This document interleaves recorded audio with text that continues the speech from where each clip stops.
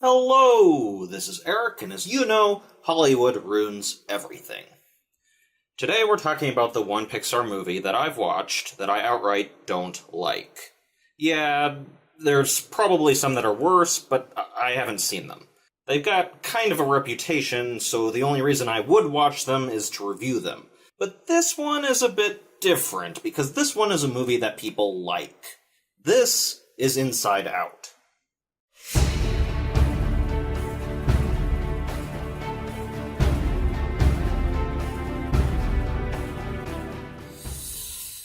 Okay, look, I get it. Inside Out is a magical movie. I can see all the similarities between it and other Pixar movies. It's got a little bit of wackiness and silliness. It's got characters with clear personalities and motivations, and it's even got a pretty good lesson about why sadness is a good thing. But the entire movie, I just couldn't bring myself to actually enjoy anything that was happening. The first 5 minutes are pure exposition about each and every little thing, and after that was the introduction of so many ideas that it makes Harry Potter look creatively bankrupt. Every single scene has a new idea thrown at you with no real connection to each other. When writing a story, sometimes you'll get ideas, and they won't really connect with any other idea. They'll be very interesting, very creative, very fun, and you'll want nothing more than to add them to your story, but you just can't do that, otherwise the story's tone and direction will go off the rails. And if you make a movie entirely out of these ideas, as this movie seems to have, you can have as clear a plot as you want, but the movie will always seem to have no idea what it's doing. Any one of these ideas would be nifty, but you have no time to actually think about any of them before the story moves on. When writing notes for this review, I had to ask like a bazillion questions. Why do emotions other than joy want Riley to be happy? Has joy brainwashed them into all thinking that happiness is the best thing ever? I mean, they flat out state that they have no idea how to be happy sometime after Joy leaves. Until she gets back, we just do what Joy would do. Great idea. Anger, fear, disgust. How are we supposed to be happy? So, why is happiness their goal? When looking into the adults' minds, it seems like the emotions have all control over higher brain functions and decision-making. This is supported by the idea bulbs that Riley's emotions use. Where does self-awareness and self-control come in?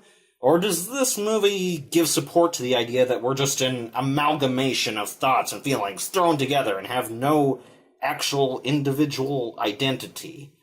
But then why do the emotions treat other people outside of them as real people? Why not say things like, his anger must be at the helm, instead of, signal the husband.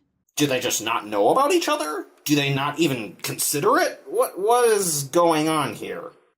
Why are some of Riley's emotions male and female when all the others seem to have emotions that match their gender? If they can recall memories to headquarters through vacuum tubes, why don't they do that immediately as they find the forgetful minions? Send the core memories back through the tubes up to headquarters. And changing tacks a little bit, Joy is very vindictive. That's a good question. You want to answer that, Sadness? How can Joy be vindictive? Is it some form of schadenfreude? Do emotions have emotions? And if we're going for a high-concept model of the brain, why does the train of thought exist? I mean, this is a bad pun. That was done just as well in Shark Boy vs. Lava Girl, which is to say, not at all. A train of thought is basically your ability to follow an idea. Shouldn't this sort of thing be taken care of in headquarters as opposed to on a literal train? Why does your brain have a manual? Why is abstract thought acting like a giant wall between long-term memory and imagination? Who built that, and why the heck would you just build it right there? If we're going to get into every single stage of abstract thought, why does the train of thought exist? I'm pretty sure that there is no train of thought in any kind of high-concept mental model.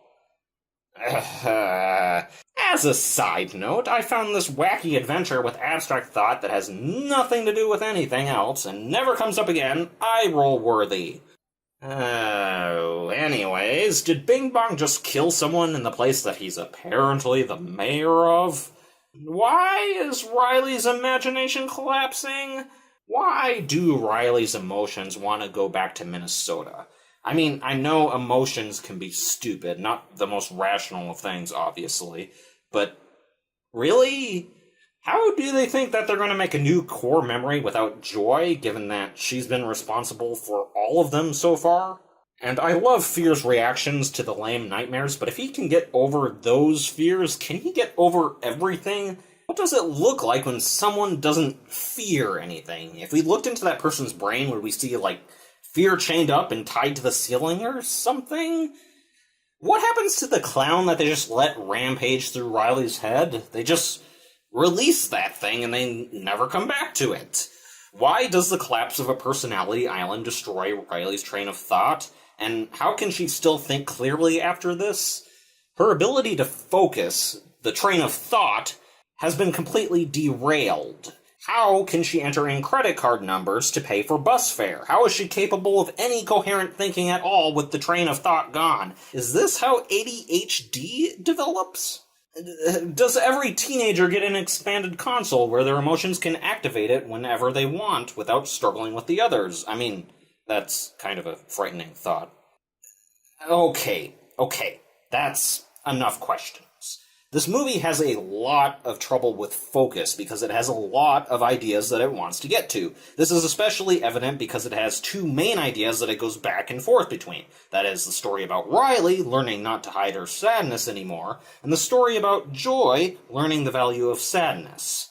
Much like Wall-E, this suffers from the problem of having main characters with goals that are not necessarily related with each other. Ultimately, Riley's goals will be worked towards by her emotions, but with these two stories, Riley's goal of trying to settle into life in San Francisco is completely different from Joy and Sadness's goals of returning to headquarters and I think being accepted for Sadness, maybe. On top of this, you also have the Dream Makers, the Forgetters, and several other people. And while I enjoyed many individual portions, I find it difficult to take this movie as a whole. In addition, I didn't like Riley falling into depression. I can't even say that I enjoyed that sequence of events as something heartbreaking or bittersweet. It was almost like watching a horror film, except far more effective than what the genre actually produces nowadays. Taken as a psychological film, this is a story about a girl who suffers an emotional breakdown, loses her ability to feel happy or sad, is unable to recall her most important memories, and suffers a collapse of personality until she becomes depressed and unable to feel anger, fear, or even disgust. She does eventually snap out of it, but in the meantime, we're following her lost emotions on a semi-wacky adventure with only an artificial sense of urgency, while every little detail needs explaining, and we jump from idea to idea, and for the love of all that is holy, what is this film? Yes, certain spots and the lessons learned are good, but I can't help but feel it didn't add up to anything, despite the fact that it clearly did. I feel shortchanged. I feel like I was led around by my nose and expected to feel like I had a complete adventure, but I didn't. The little voices in my head are utterly bewildered and have no idea who's supposed to be touching the control panel, and all I know is that my joy is definitely not going to. So that was Inside Out. What did you think? Do you agree with me? Maybe not, but even so, please leave your thoughts in the comments below. Don't forget to like, subscribe, and hit the little bell button to receive updates whenever we put out a new video, and have a nice day.